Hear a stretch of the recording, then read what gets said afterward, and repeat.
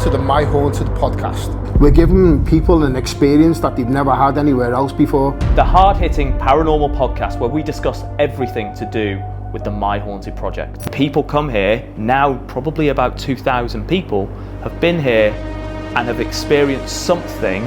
Whether or not it is paranormal, they have experienced something real.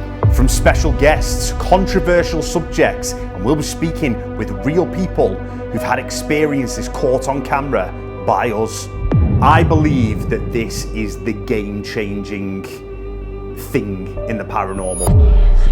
How do you feel when people claim that the hotel, the project, is fake?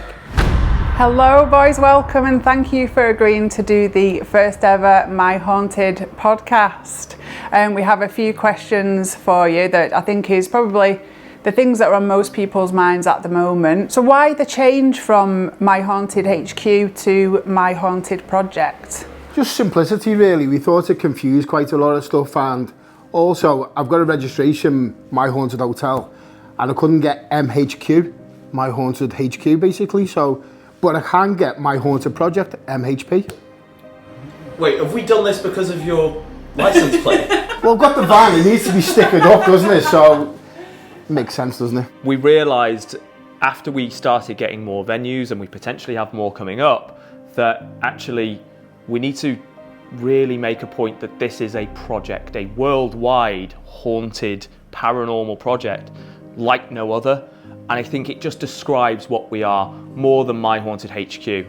Back before Christmas, we had this conversation, this big dilemma, and we decided on HQ after writing about 20 different names on a piece of paper.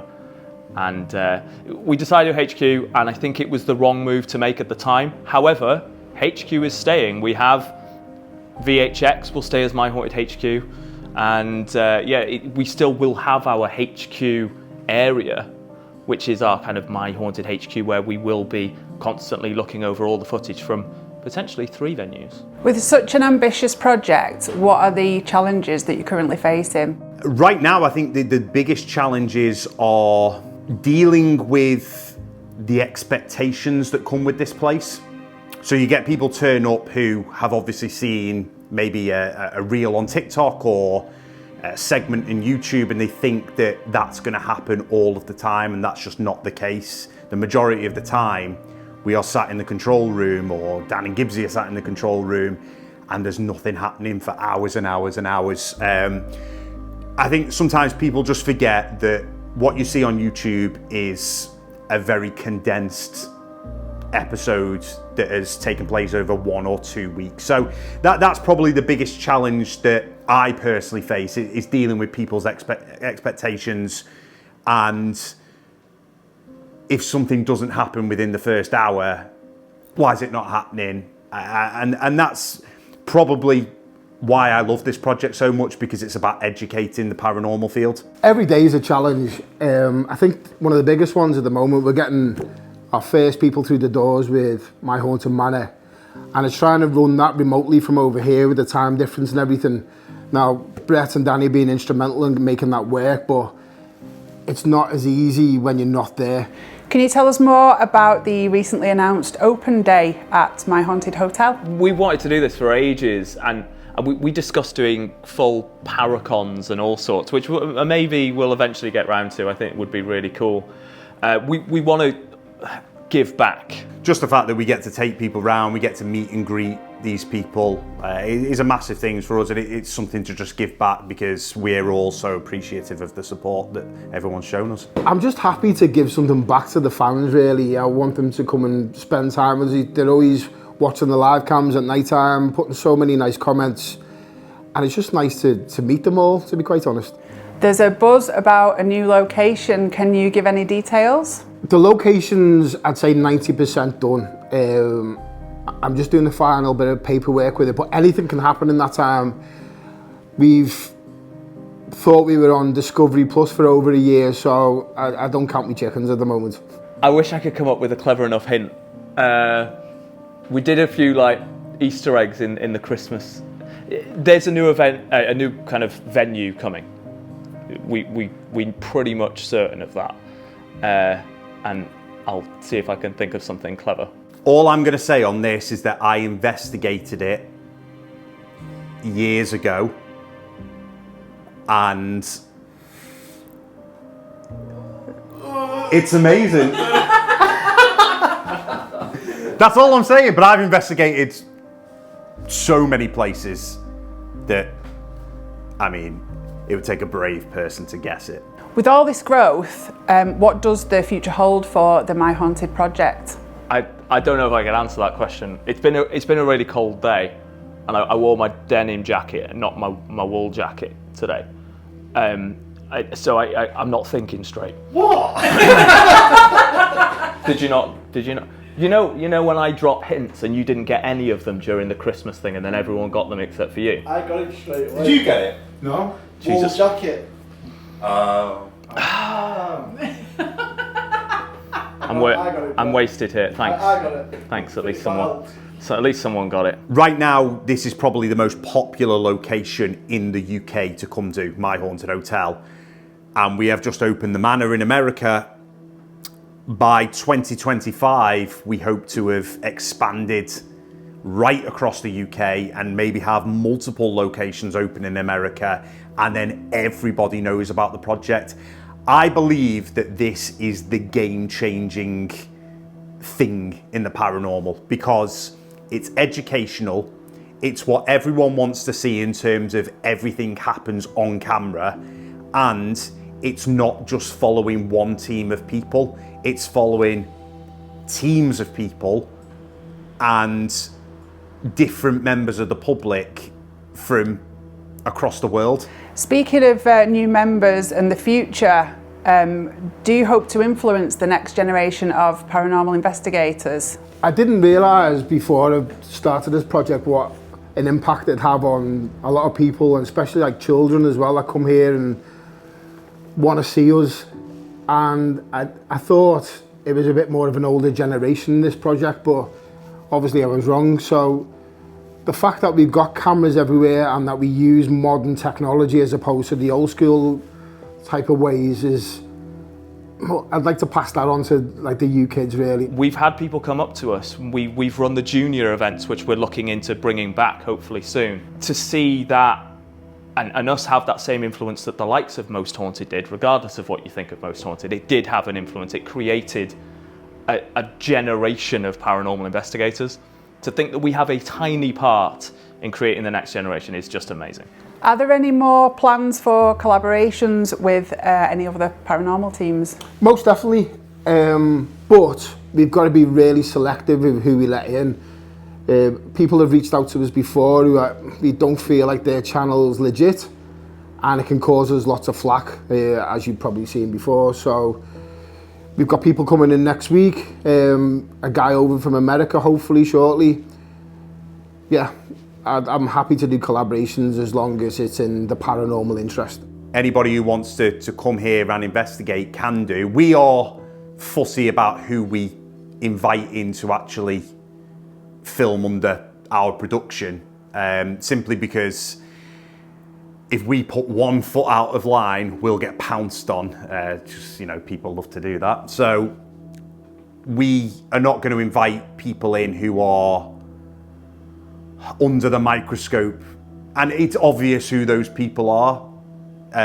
We'll invite reputable investigators in, and people who work in the way that we do, but not even investigators, just people who are, you know, people who may be interested in witchcraft, or, you know, Neil Story is a great example, a true paranormal historian. That was a fantastic collaboration, and more like that, definitely. We had Ghosts on Trent and the Ouija Brothers here not long ago, and it was great having them in.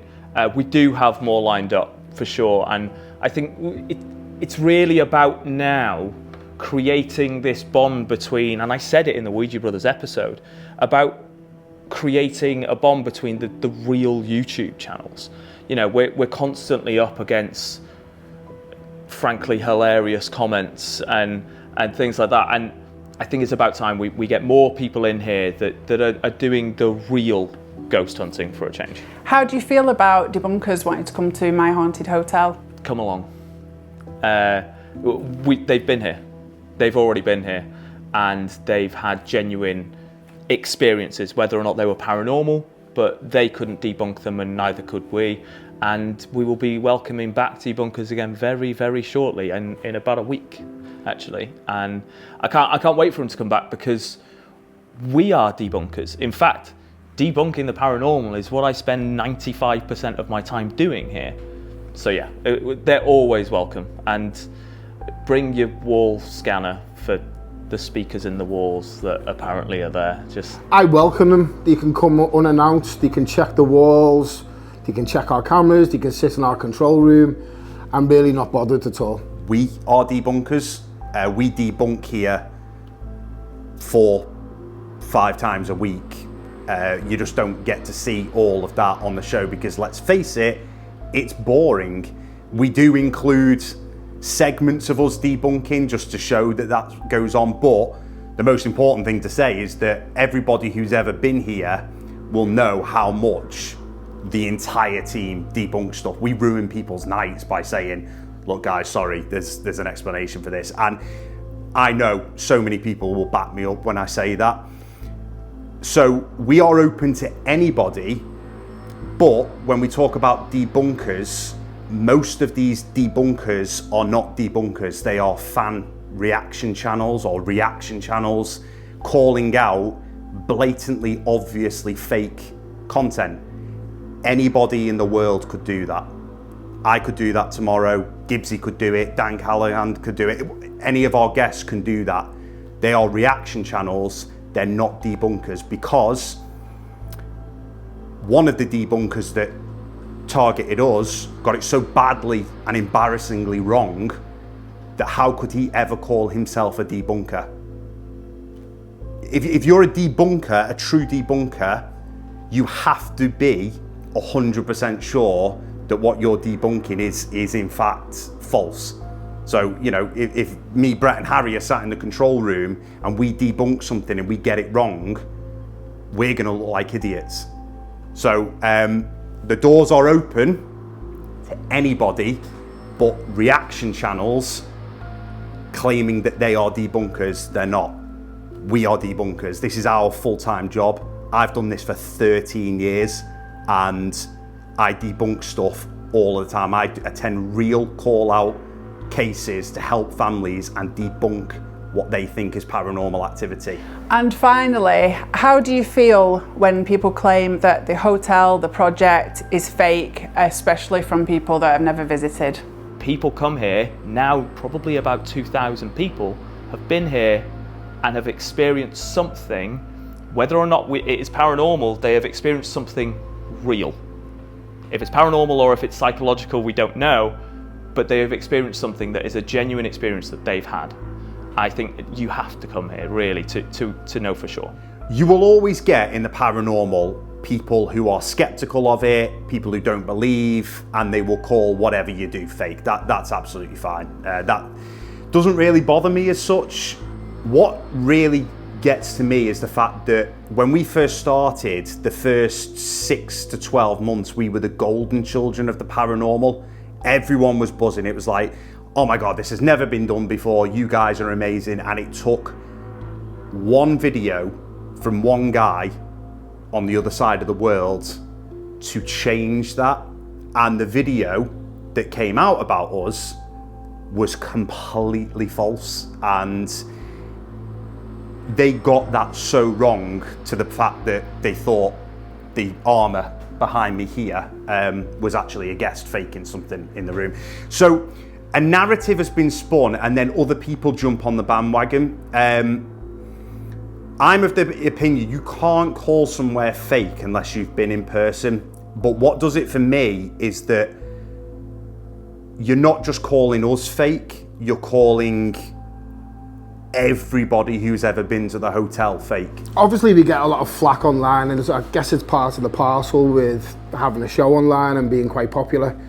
Now, the annoying thing for me is that we've done something completely different than anyone's ever done. We put cameras everywhere to capture everything. It's not like the shows that you see where things are thrown off camera and they deem it paranormal. And yet we still get shit for it, and it's annoying, but some people I've got nothing better to do than hang on to your coattails. So I kind of ignore it. But we reach out to these people and say, come along, see for yourself. And they don't. They're just happy with giving you negative shit. I just want to add to that because I've been quite a big part of these false narrative stories that have been kind of perpetuated online unnecessarily. One of my other jobs has been in the past and sometimes is still currently is designing attractions, and more specifically scare attractions and Halloween events and stuff like that. I used to work in a cafe at one point and no one's ever accused me of making a good coffee. So for some reason this job gets really picked up. But obviously if someone goes to a scare attraction, they see zombies or things kind of jumping out of dark corridors and things at them. Obviously that's what that is, and that's what I do. I design attractions that are immersive theatre with actors. It's completely irrelevant from this place. We've all had other jobs. I think Danny was on Hollyoaks and no one's ever accused him of being a really bad actor. So I think it's worth addressing, and we obviously did a Halloween event here about 12 years ago called Psych Hotel, and it's actually on YouTube. You can actually find it. It's got about 50,000 views. It's not hidden. I'm in it. Now that is some bad Hollyoaks acting.